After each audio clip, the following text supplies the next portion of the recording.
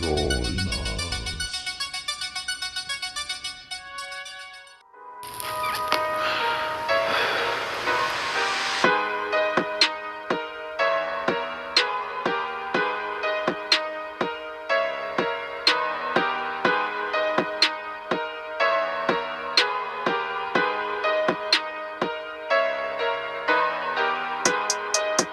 They used to call me Crazy Joe, but now they can call me Batman.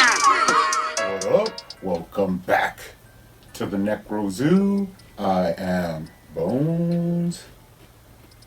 And in this one, let's go ahead and add one more figure to my McFarlane DC Multiverse collection. Now today we will be taking a look at Wallace West Flash, also known as Kid Flash. Now he is a speedster in the DC Comics storylines.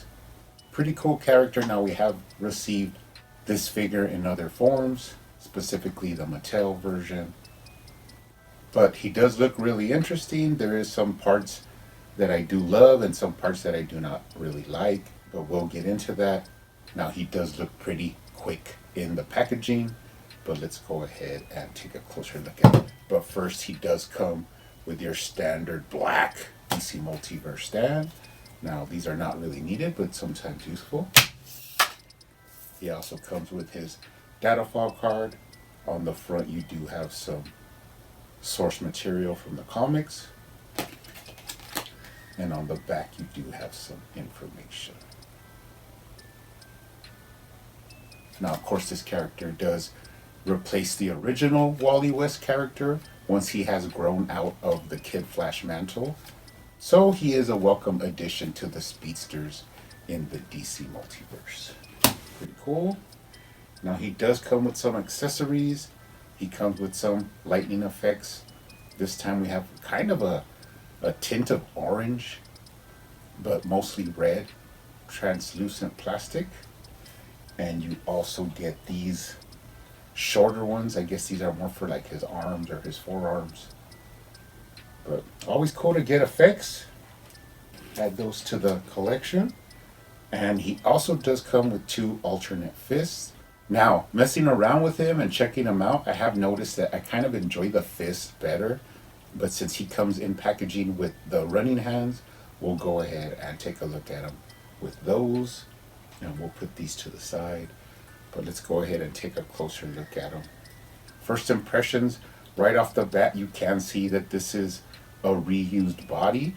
This is the body from Jonathan Kent, which when I reviewed that figure, I said how I really liked that slimmer, leaner bulk for the Jonathan Kent figure. And no difference here. It does fit with the character, and the leaner body really gives this guy like a long distance runner type of physique. So that at least is a good reuse of that buck. But there are some slight differences and then some things that they just left the same. But all in all, I love the raised emblem. Like I said before, love the sleeker, more trimmed down physique and leaner body proportions. So all in all, pretty happy with it. I mean, this is a $20 figure. It is a McFarlane Toy Store exclusive, but you can still pick him up on there. He hasn't like sold out yet. So to spread out the speedster, character lineup, this is a really good reuse. And it's always awesome to bulk up the line and add different characters. So I'm happy with them. Now let's take a look at the head sculpt. Kind of a realistic take on Wallace West here. You could really see like the sculpt work in the around the lips and the nose. Even the eyes have like a little bit of character. They do have that askew eye going on where they're not necessarily side-eyed, but they're kind of looking a little bit, more to the left than not, which I've actually come to appreciate and gives these figures a little bit of life, where usually they look, just like a doll with lifeless eyes, but that's just my preference. You could kind of see a little gap in the lips where you could see his teeth, but it's not really noticeable. But if you look at it really close, you can see it. So that doesn't bother me. I mean, it gives him some, character and uniqueness to this head sculpt. Got that Z in his fro that I think traditionally the character has. All in all, pretty happy with the head sculpt. Now, I don't really dig these fins on the side of his mask that much. They just seem real like thin and simple. They don't stick out like really prominently, and I would just prefer that they stood out a little bit more. But it's fine. I think if you bend them, give them a little bit of like character when you bend them up, it looks a little bit better. But all in all, I'm fine with it. Let's take a look at the head articulation. Can look down really well. Surprisingly, looks up really well for those running poses. You got right to left. And of course, you could cock his head for some character. Standard McFarlane articulation at the head. Let's take a look at the chest emblem. It is embossed and raised, which is pretty cool, not just painted on. Let's take a look at the waist articulation. You do have side to side. You got that full swivel at the waist to get that tilt-a-whirl motion. You do have a lower waist swivel and an upper chest swivel, so you could twist them, get them in some cool running poses. No ab crunch. I mean, it's minimal, as you can see, but he does lean back really well. So I mean, that'll help in running poses. Just that the front crunch could have been a little bit better, but you could still get him in some cool running poses. Let's take a look at the shoulders. It has a beautiful butterfly bushing shoulder socket there. You got up and down, you got front to back, a lot of range. You got a bicep swivel, double jointed elbows that work really well, collapses on itself. Elbows look pretty nice, not too bad. Going down, not really any texturing or piping line. There is a little bit, but more minimal than McFarlane usually does. Goes down into the forearms and into the wrist ball joints that are actually sculpted. So it just makes like a more seamless line going from the wrist into the hand. And of course at the hand you do have that four-way articulation as long as you move the wrist and line it up with the joint. On the other side you do have the same thing. And of course right now I do have the running hands on him for running poses. Pretty cool. Let's get him into a T-pose. Pretty simple. Goes up a little bit more, but not too much. And then you can put his arms forward and put him up of his head. Now what is really nice is he actually has some cool dexterity where you could cross his hands above his head. And even if you put him in front of him, he could throw the X really simply. So that shows you the range of articulation. Pretty awesome. Let's take a look at the thighs, the lower body. Now they did have to redo the trunks part with this sort of like lightning emblem, which is different from the Jonathan Kent. He does have thigh swivel. Actually pretty good range. So that means you can move his foot by moving the hip joint, and you don't need the thigh cuts that are really not pleasing to the eye. He can kick forward pretty well, more than 90 degrees, and he can kick back really high. Now just to show you, you can kick his leg back to where his foot actually touches his back, which is phenomenal range. And when you put him back, the trunks go back to their original form. That's the actual purpose of having the soft trunks, is that you could get a lot more range and flexibility in the lower extremities. Now you could cock his leg out, and he does have double jointed knees that actually look good and work good. Straighten them out. You got up and down, left to right, at the ankle, rocker, and of course toe articulation. Now before we go, let's look at the lower body. Now the shoes are different than the Jonathan Kent ones. These are more sculpted out to the comic book version. They have like the tread that goes around and then like these little kind of accents like running shoes around it. They are missing paint. You could add some red paint to make it more comic accurate, but of course that's not a biggie. We could always do that. Let's take a look at them from the bottom. It has those like kind of half treads and then some identifying marks. Moving up the back. Now this is one part I did not like, and that is that they didn't change the lower calf part, so it has that same sort of sculpted out cuff at the top of the where the calf meets the ankle, and that is a holdover from the Jonathan Kent figure. I mean, if they really wanted to, they could have found a lower calf part from another figure that fit with the same pins and was smooth. Just another character that doesn't have these details, and it would have made it more smoother and more comic accurate. But if you look at it from far away, it's not a detail that really sticks out, so that's not too bad. Going up the back, you got, this is one of the things I liked about the Jonathan Kent figure, was how you have like the detailed wrinkles in the suit, and then you also have an awesome sculpted back.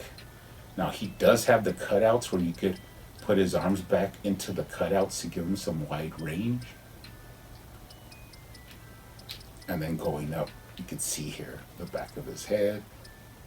There's those little thunderbolts again. Like I said, I think they look better if you kind of bend them up a little bit. It just gives them a little bit more style than the way that when they're straight, they look just like kind of stagnant. And when you bend them up, it gives them a little bit more curvature. Pretty cool.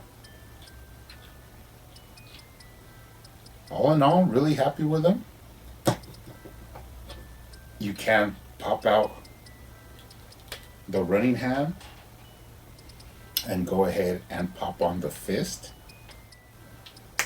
Now I actually prefer the fists. I mean, running hands are cool for when you're putting them in a running stance, but just to have them standing around, I actually prefer the fist. Just gives them some attitude. All in all, really happy with this guy. We are going to have to do some comparisons. Now, one comparison I do want to do is, this is actually the Wally West Kid Flash from the DC Universe Classics.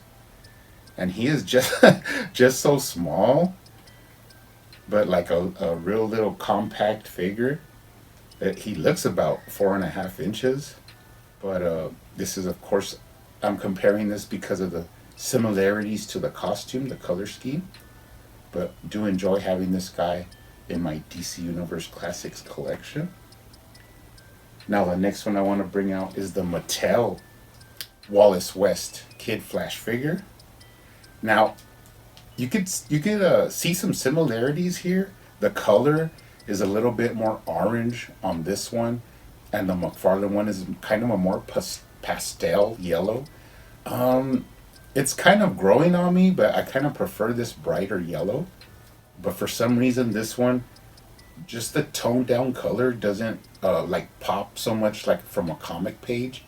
So I kind of do prefer this like brighter yellow. Now you could compare these two because this is, you know, the last version that Mattel made, and it is more of a Marvel Legends style articulation. So the McFarlane figure has actually come in and made this Mattel Wally West obsolete. Now if you do a head-to-head comparison, even just by starting off with the head, the limited articulation on the Mattel one, going up and down, and then he has no tilt at all, which the McFarlane does have. Now though this Mattel one has pinless joints, which I really appreciate, the elbow bend is not even 90 degrees.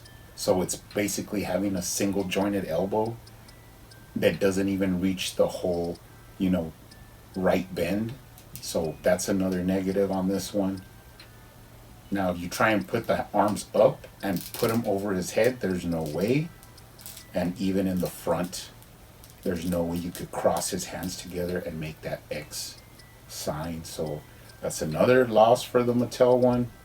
Now going to the waist, you might think that the Mattel one has an advantage because it has that kitchen sink cutout ab crunch. But here's the thing. This one can crunch down, but the negative is that he has no crunch backwards at all. Nothing. Basically, the reversal of the McFarlane figure, which is he could crunch forward, but he cannot crunch back at all.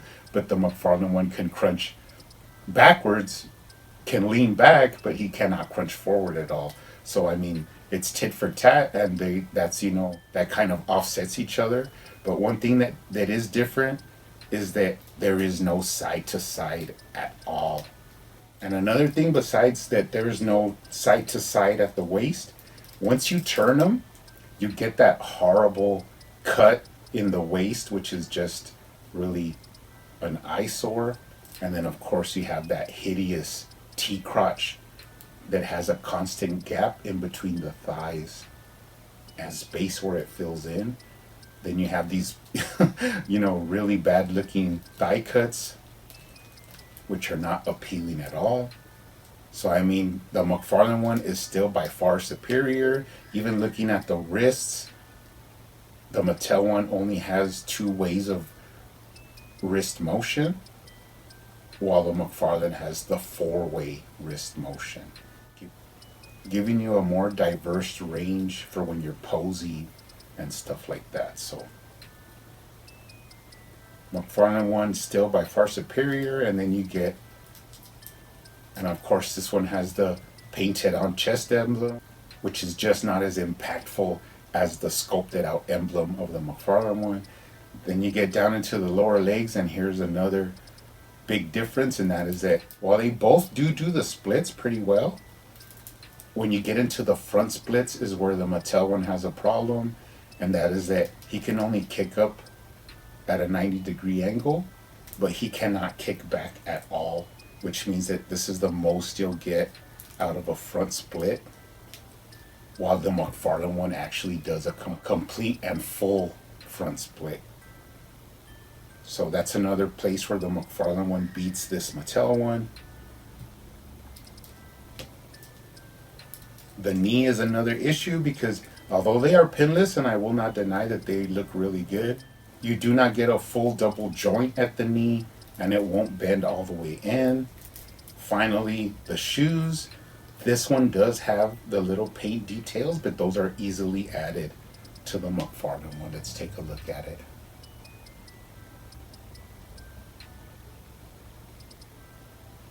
So, all in all, even though I will say that this one is pretty good, the McFarlane one takes it away with the posability and the better sculpt work than the Mattel one.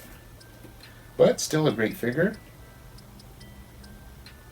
Now, let's take out some of my favorite speedsters, and that would have to be, I love me some Reverse Flash. Has that same color scheme as the Kid Flash. Really love this figure. This is by far one of the best repaints or reuses of figures that McFarlane did, giving us some Throng action. Love that figure. And then finally, one of my favorite speedsters that McFarlane has done, we do have Godspeed. Now this guy's articulation is just phenomenal. You do have to heat him up and loosen him up, but once you get him warmed up, this guy is super posable, really looks good. All the components and the lines of the figure and the aesthetics are just awesome. So this is by far one of my favorite speedsters that McFarlane has released. Godspeed. Anyways, that's our look at the Wallace West Kid Flash figure. Pretty happy with him. I mean, for the price point, he does do the job. Now we are going to take a look at all of the Speed Metal figures coming up, which of course the first one will be Wallace West. You guys keep hunting out there, keep collecting, keep customizing, and I will see you on the next one.